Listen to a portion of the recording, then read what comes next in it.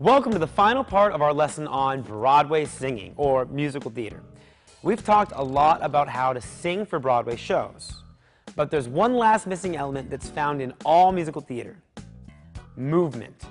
Singing Broadway means moving while you sing, whether it's acting out a scene you're singing about or dancing and singing at the same time. So let's talk about how to do both, shall we? Let me ask you something. How often in your regular everyday life do you point to yourself whenever you say the word I? I'm willing to bet that most of you don't do that very often, if ever. Ask yourself, because it seems like a weird or unnatural or just plain fake thing to do, right? And if you watch a lot of amateur singers doing musical theater, that's exactly what they do when singing lyrics that talk about themselves. It's not authentic.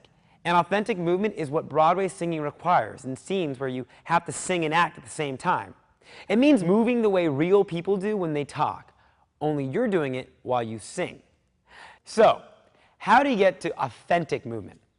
First of all, there's a way of thinking in musical theater that says you have to make gestures, move your hands, your head, your feet, whatever to go with every word you sing. You don't. Trust me. You should only use gestures when you feel like your character would. Also, try speaking the lyrics like they're a monologue instead of a song.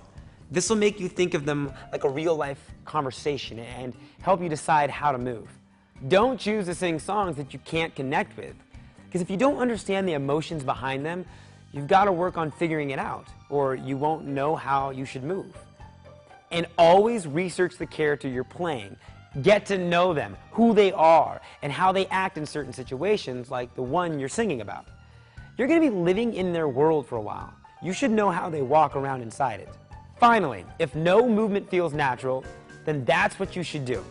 It's okay to do nothing sometimes.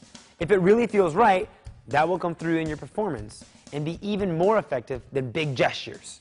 If you're going to sing on Broadway or in any kind of musical theater, you'll most likely have to dance, guys. At least a little. It's part of the gig.